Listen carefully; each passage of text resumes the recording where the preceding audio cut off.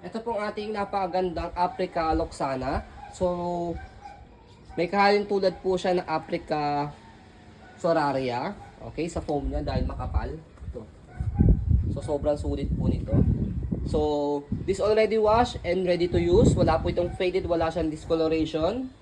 So, this is good for newborn, adjustable for fully reclined at toddler na po yan, approximately 3 to 4 years old. Depende po yan sa laki, timbang ng baby po ninyo. High-seated, reversible yung kanyang handle, full canopy.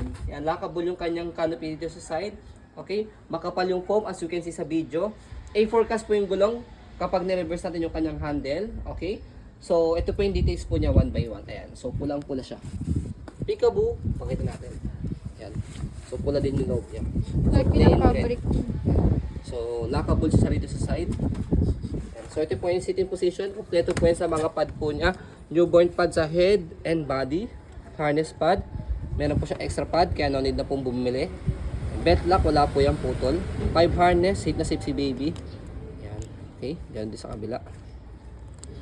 No himul-mul yan. Next natin, yung kanyang front handle. Ayan, meron siyang pad. Press lang dito. Kapag lalagay, tatanggalin si baby. Okay. So, next natin is yung kanyang leg rest. Leg rest niya, and meron siya ditong pasok ba natin to? Ayan, adjustable siya pagka nakahiga. Ayan. Okay, kapag nakaupo, ayan, pull back nyo lang siya. Kapal yun. Sobrang comfortable si baby sa legs niya. Footrest, tapos yung gulong niya. So, may stopper yung gulong niya sa harapan kapag naka-reverse yung handle niya. Ang ganda pa niyan.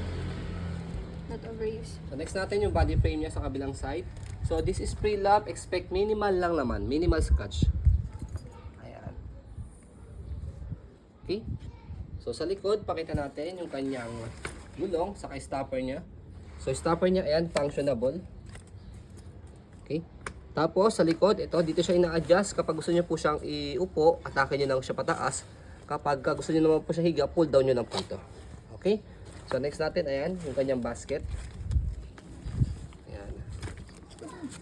Tapos, kabilang side ng body frame. Ayan.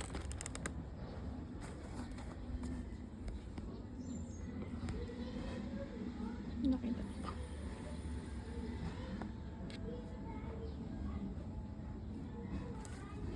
Next natin, yung kanyang handle. Ayan. Sa handle, wala naman siyang tear.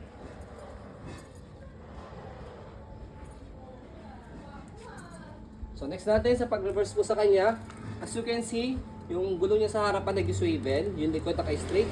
Kapag ni-reverse natin yung handle, ito naman po yung magre-reverse sa kanya. Okay? Mag-swivel. Mag-swivel po pala. So, angat natin to, and then shoot nyo siya rito. Ayan. O, mag-automatic yan. So, ang purpose po nyo, madali siyang i-maneuver. Madali siyang ikaliwa sa kay kanan. Okay? So, next natin, sa pag-pull po sa kanya, balik lang natin yung kanyang handle. Ayan. And then, ayan. As you can see, meron siyang sign dito, naka-unlock. Kapag naka-lock, hindi nyo mapupress sa ilalim. So, slide, press, angat yung likod, pull down. One hand fold, one hand open. Okay? So, same lang din siya. Naka-unlock, press yung ilalim, tapos bubukan nyo siya. So, ayan. So, wala po siyang ka-hassle-hassle kapag in-open sa coffee node.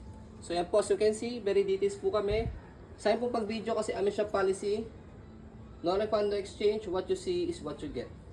So, yan po. Maraming salamat. Have a nice day and God bless po.